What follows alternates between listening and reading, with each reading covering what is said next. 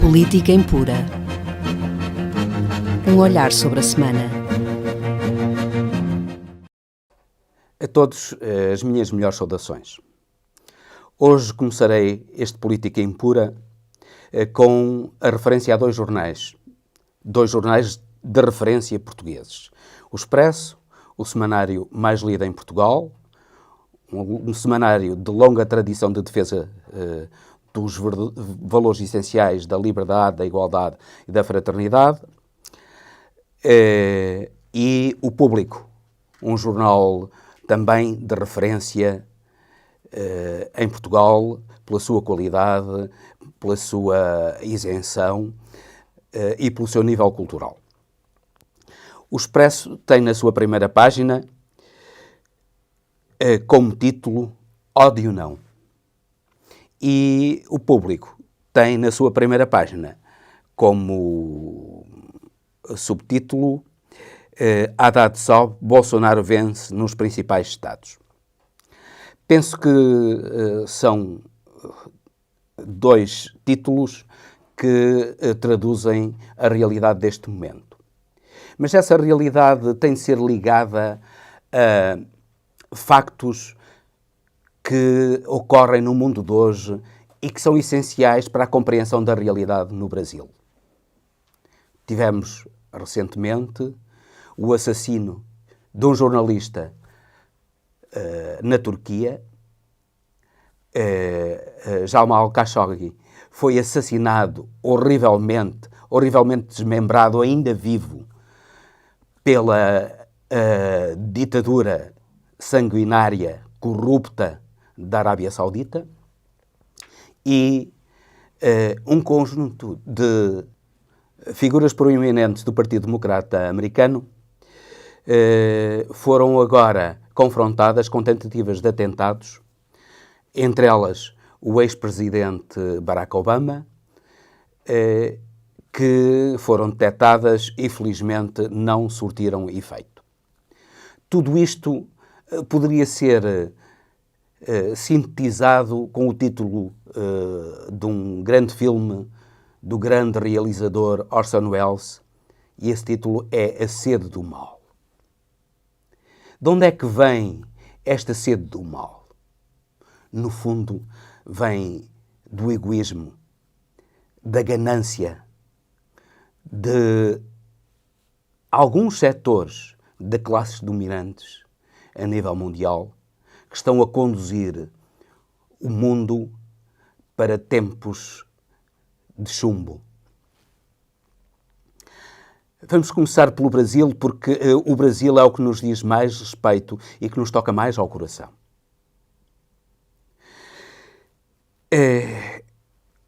Pode-se dizer muito dos erros cometidos pelo Partido dos Trabalhadores no Brasil, por Lula da Silva, falar de corrupção, embora o número de corruptos perseguidos pela Justiça do Partido dos Trabalhadores do Brasil é muito menor do que de outros partidos, e relativamente a esses partidos pouco se fala da corrupção.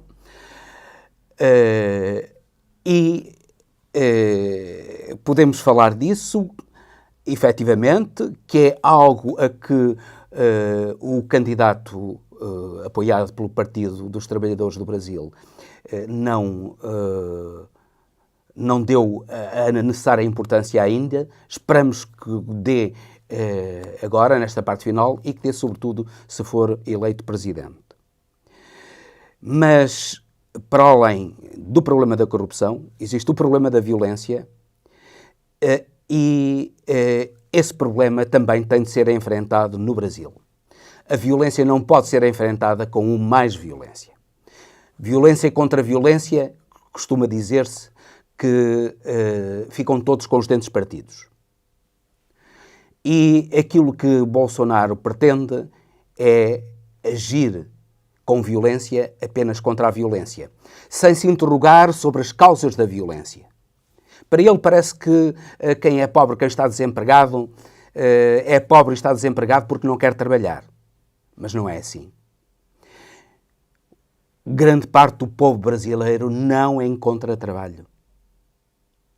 E não encontra trabalho por erros gravíssimos que vêm de longe, que o PT não conseguiu resolver como devia, que persistem e que têm de ser combatidos. Mas não é, de modo algum, com a política que Bolsonaro pretende levar a cabo, que eles são combatidos.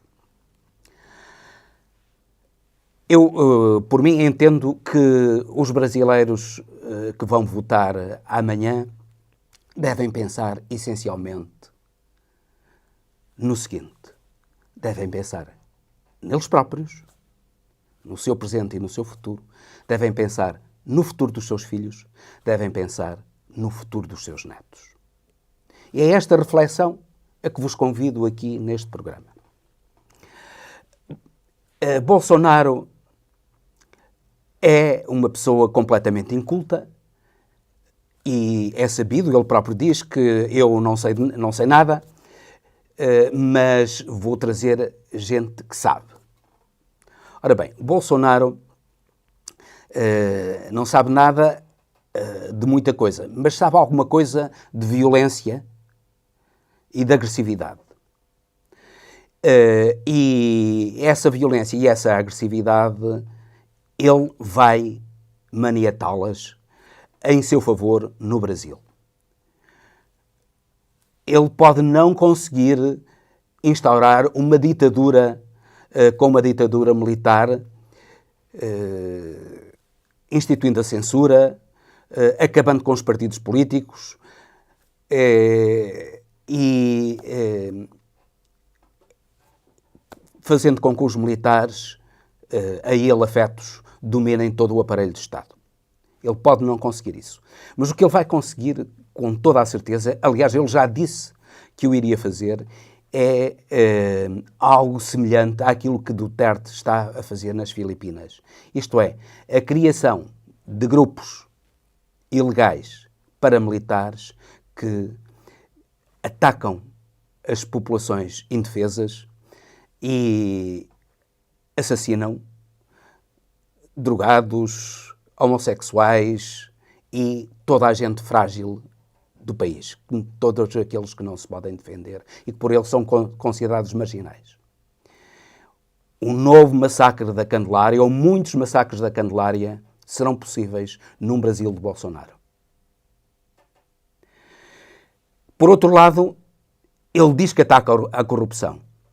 Mas reparemos, se ele ameaça por uma coisa insignificante e por uma verdade manifesta, que é a forma como foi noticiada a difusão das notícias falsas, de que ele é o principal beneficiário e duvidamos que ele não tenha conhecimento e não seja agente disso, se ele só por isso ameaçou encerrar a Folha de São Paulo, imaginemos o que ele não fará quando houver notícias sobre corrupção no Brasil.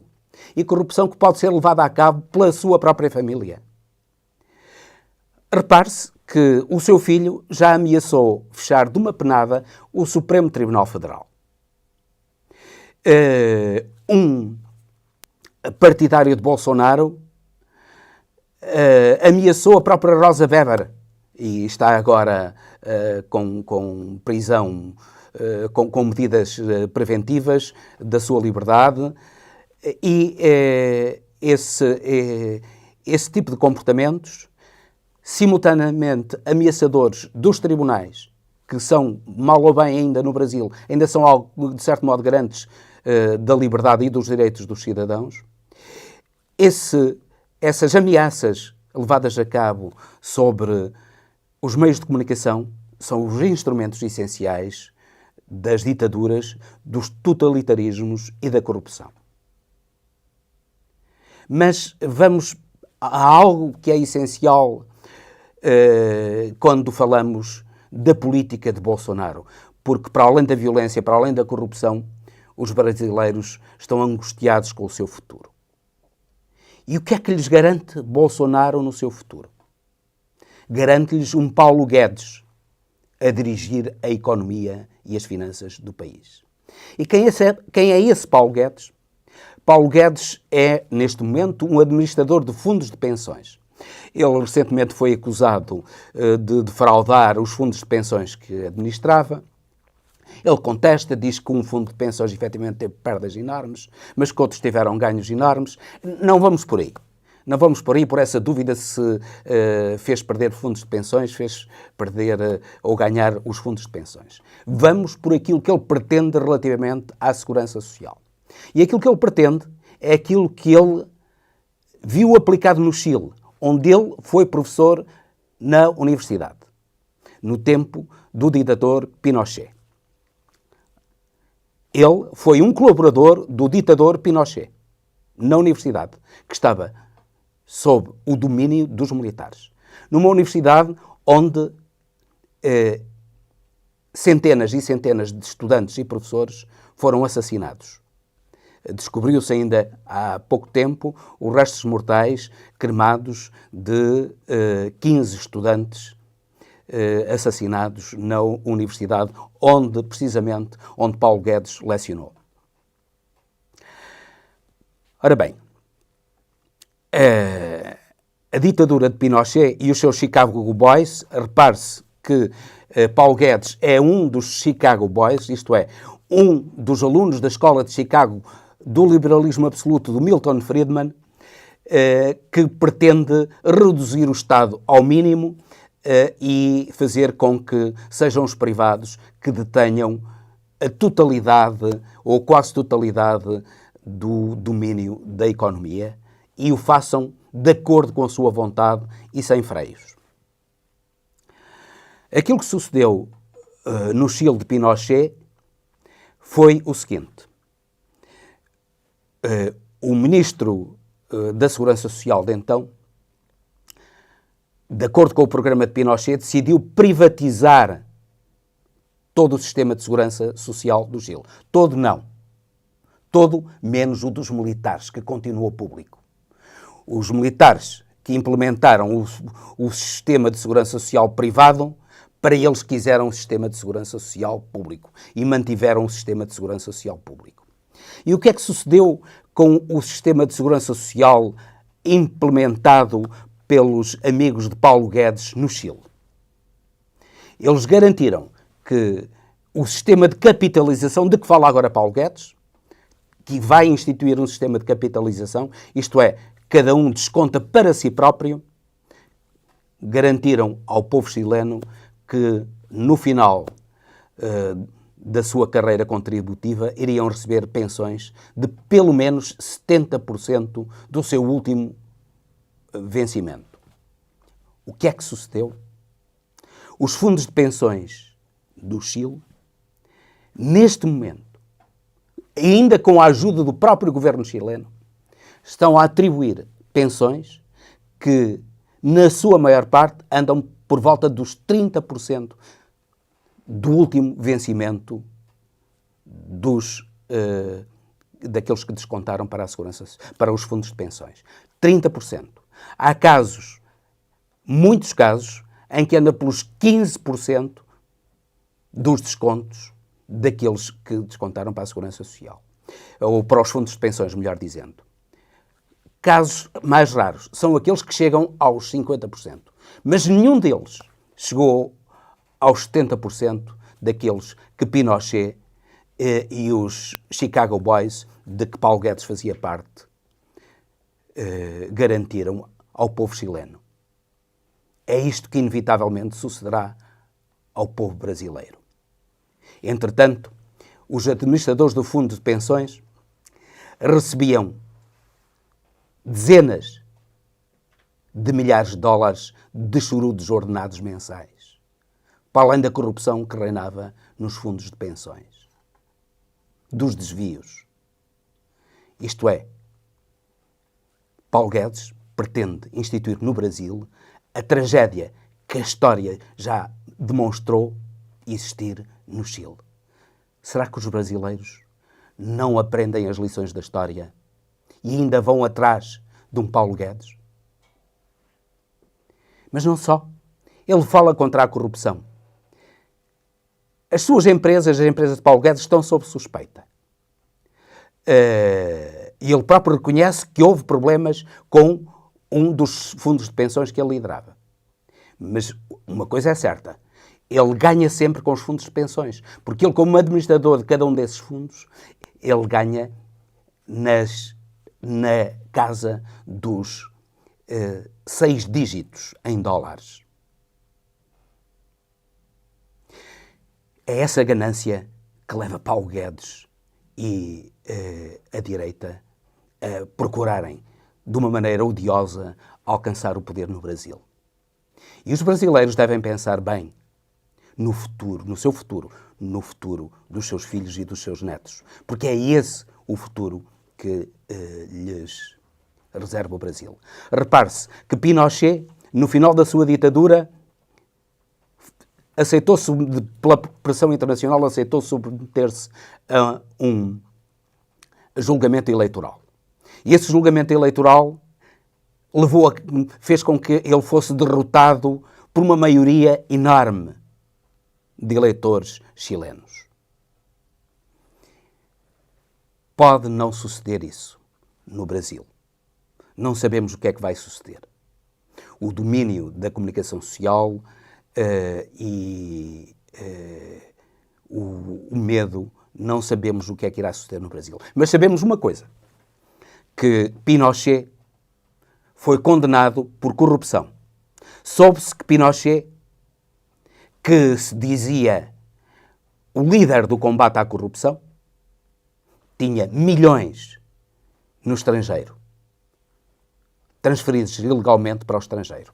E que a sua família tinha também milhões no estrangeiro, transferidos ilegalmente para o estrangeiro. Nada nos garante que o mesmo não venha a suceder com Bolsonaro e com a família dele. É esta a reflexão que não posso deixar de trazer aqui ao Política Impura sobre este momento. Uma reflexão que vai reportar-se também ao assassinato do jornalista Jamal Khashoggi. Khashoggi era um crítico do regime que domina a Arábia Saudita, um regime que é coberto da religião, domina o país de uma maneira tirânica, através da violência, da censura e do assassinato, como sucedeu com Jamal Khashoggi. Esse regime da família Saud, que era uma família, repare-se, neste momento a família Saud é uma das famílias mais ricas do mundo. No conjunto de famílias, provavelmente é a família mesmo mais rica do mundo. Esses Saud, no princípio dos anos 30, a família tinha um grande número de indigentes na família. Ao contrário, por exemplo, da Jordânia, em que os reis são descendentes do profeta Maomé, os Saud pertenciam a uma tribo de beduínos e os registros da sua família começam a aparecer cerca de 1400 apenas. Eles, precisamente porque eram apoiados pelos americanos e serviam os interesses de americanos no Médio Oriente, eles guindaram-se ao poder e neste momento são detentores de uma grande parte da riqueza mundial. E para eles não têm limites. Desde escravizar autenticamente as suas mulheres, desde impedir toda a liberdade de circulação e de informação dentro da Arábia Saudita, desde impor o salafismo, um extremismo religioso no seu país, apenas em seu proveito, desde depois de saquearem os recursos do petróleo e os recursos da própria Meca, do santuário da própria Meca, eles só conseguem manter-se no poder, não só com o apoio dos Estados Unidos, mas através da violência, de que o assassinato de Khashoggi é apenas um dos aspectos, aquele que marcou os noticiários mundiais e que finalmente fez com que alguns governos europeus se manifestassem contra esta ditadura sanguinária e corrupta da Arábia Saudita. Mas, curiosamente, esse tiranete que continua à frente dos Estados Unidos continua a passar as mãos pelo lombo, como se costuma dizer, aos tiranos corruptos da Arábia Saudita. Finalmente, falemos então da América.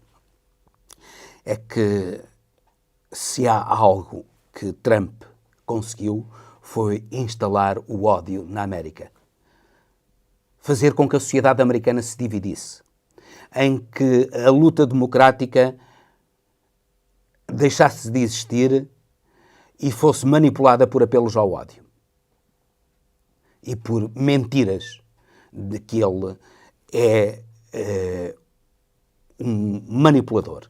Ele fala nas mentiras dos adversários, mas ele é o primeiro agente das mentiras. E, nomeadamente, essas mentiras ridículas dele dizer que foi o presidente, ele próprio, não tem a noção do ridículo, ao referir-se a ele mesmo como o maior presidente da história dos Estados Unidos da América. Para ele o ridículo não tem limites. E apela ao ódio, às manifestações de intolerância. Agora que se aproximam eleições na América, ele manifestou intenções de combater estes atentados, mas estamos certos que não passará de meras manifestações pias de intenção, porque na prática não irá fazer grande coisa para combater estes atentados, porque estes atentados têm como origem o ódio. Um ódio racial, um ódio classista, um ódio a tudo aquilo que é a igualdade e os direitos de todos os seres humanos à dignidade e à liberdade.